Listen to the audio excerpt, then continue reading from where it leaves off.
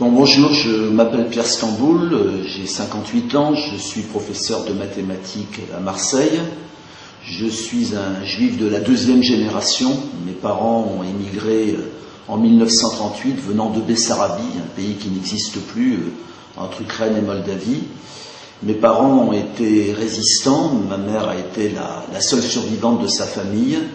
Mon père faisait partie du groupe Manoukian, il a survécu, mais il a été déporté à Buchenwald.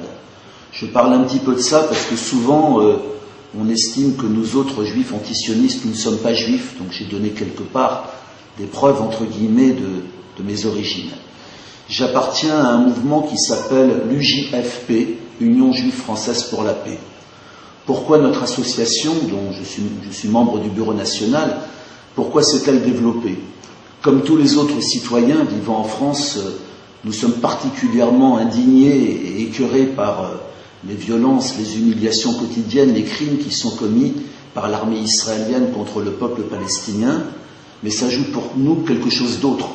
Ce crime est commis par un État qui se dit juif, qui a implanté des colonies juives, qui agit au nom d'une idéologie qui prétend parler au nom de tous les juifs, le sionisme. Donc quelque part, que nous le voulions ou non, nous sommes immédiatement concernés par ce crime. Il nous a paru extrêmement important qu'il y ait dans le mouvement de soutien à la cause palestinienne une composante juive. Pourquoi? Parce que cette guerre n'est ni une guerre raciale, ni une guerre communautaire, ni une guerre religieuse. Elle porte sur des questions essentielles, le refus du colonialisme et une paix que nous voulons sur la base de l'égalité des droits et de la justice. Nous sommes aussi solidaires en Israël de l'infime minorité d'anticolonialistes israéliens. On connaît des noms célèbres, Michel Barchevsky, Amir Haas, Gideon Levy, Ilan Papé, et j'en oublie évidemment beaucoup, Nourit Pellet par exemple, qui se battent quotidiennement contre leur État, contre la politique criminelle de l'État d'Israël. Et nous sommes quelque part ici en Europe, avec d'autres associations juives européennes, les correspondants et la caisse de résonance un petit peu de cette lutte. Et puis, quand on tient les propos que je tiens, si on n'est pas juif, on est instantanément traité d'antisémite. Si on est juif, on est traité de traître ayant la haine de soi. Et nous voulons par notre présence aussi contrecarrer l'utilisation, l'instrumentalisation de l'antisémitisme et du génocide nazi. Oui, dans mon passé, j'ai grandi complètement avec le souvenir, même plus que le souvenir du génocide, puisque la majorité de ma famille a disparu. Et nous ne tolérons pas qu'au nom de ce crime bien réel commis par l'Europe, les Palestiniens qui n'ont pas le début d'une responsabilité dans ce crime paient aujourd'hui 60 ans après pour cela. On dit souvent que cette guerre est compliquée. En fait, elle ne l'est pas. Il y a un crime fondateur qui a été commis il y a 60 ans, la catastrophe, la Nakba. Et il n'y aura aucune espèce de paix sans la reconnaissance de ce crime et sans l'examen des moyens de remédier à ces crimes sur la base du droit international. Il y a aujourd'hui un peuple palestinien qui est majoritairement un peuple de réfugiés dispersés dans le monde.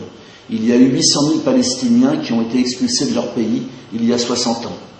Il y a, entre Méditerranée et Jourdain aujourd'hui, 5,5 millions de Juifs et 5 millions de Palestiniens. Les Palestiniens sont presque majoritaires. Mais aujourd'hui, dans un État juif, l'État d'Israël, les Israéliens possèdent tout. Ils ont toute la terre, ils ont tous les droits, ils ont l'eau. Et les Palestiniens sont réduits à vivre dans des conditions misérables, avec des statuts diverses, le pire des statuts étant celui des habitants de Gaza, qui vivent un blocus absolument insupportable. Il y a aujourd'hui une répétition générale des crimes qui sont commis. C'est les guerres incessantes, guerre contre le Liban en 2006, guerre contre Gaza en 2008. C'est l'étranglement d'une population. À Gaza, les convois ne passent pas. Ce sont les humiliations permanentes, ce sont les checkpoints. 500 000 Israéliens vivent dans des territoires occupés depuis 1967.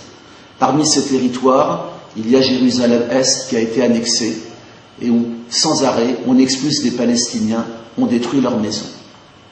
Je vais essayer de donner un point de vue juif à ce qui se passe. On n'arrive pas à comprendre ce conflit si on ne comprend pas l'idéologie qu'il a créée. Cette idéologie, c'est le sionisme. Le sionisme a raconté une histoire aux Juifs dès la fin du XIXe siècle. À cette époque-là, les Juifs européens vivent l'antisémitisme quotidien, les pogroms. Le sionisme leur a raconté qu'ils étaient les descendants des Hébreux, que les Hébreux avaient vécu le récit biblique. La plupart des sionistes de cette époque n'étaient pas croyants. Ils ont pris le discours biblique comme étant une réalité historique. Sauf que la réalité était tue. On sait maintenant, d'après les archéologues, que la Palestine a toujours été un pays multiple, avec des Iduméens, des Moabites, des Hébreux, des Philistins, et qu'aujourd'hui les descendants de cette population sont majoritairement les Palestiniens. On sait qu'il n'y a probablement jamais eu de royaume unifié que les sionistes essaient aujourd'hui de recréer, qu'il n'y a jamais eu de conquête sanglante de Canaan que les colons sionistes en Cisjordanie essaient aujourd'hui de recréer. Pire, la légende sioniste dit que les Juifs sont un peuple race. Seuls les nazis s'étaient permis de dire que les Juifs étaient une race. Et que les Juifs seraient les descendants des Hébreux et seraient les descendants de ceux qui ont été expulsés par les Romains en 70 après Jésus-Christ.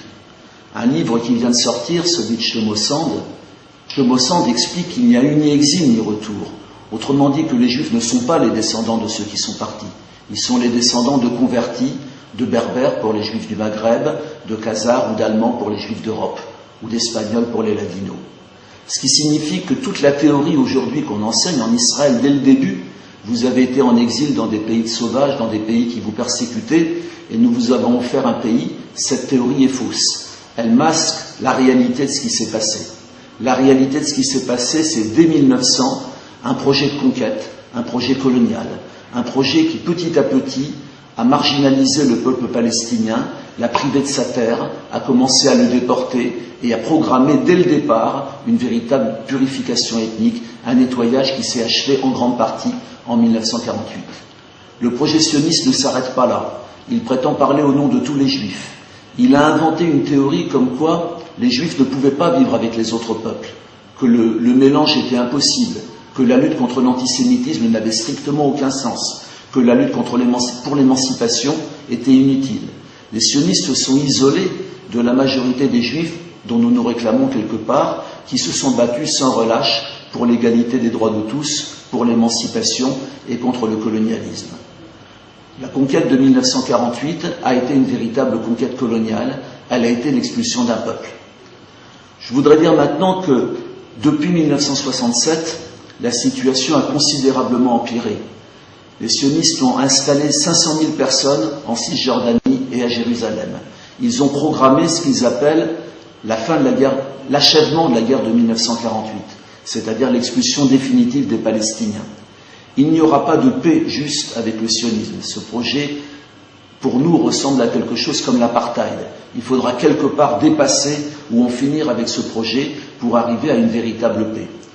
Et aujourd'hui, puisque cette paix n'est pas possible, puisqu'on s'aperçoit qu'en Israël, les gens ont été formés, le complexe de Masada, à avoir peur de tout le monde, à croire que s'ils reculent, s'ils font la moindre concession sur les droits des peuples palestiniens, ils vont disparaître.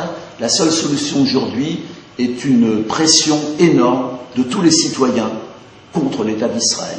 Cette pression, c'est un projet qui est né des ONG palestiniennes, ça s'appelle BDS, Boycott des investissements sanctions.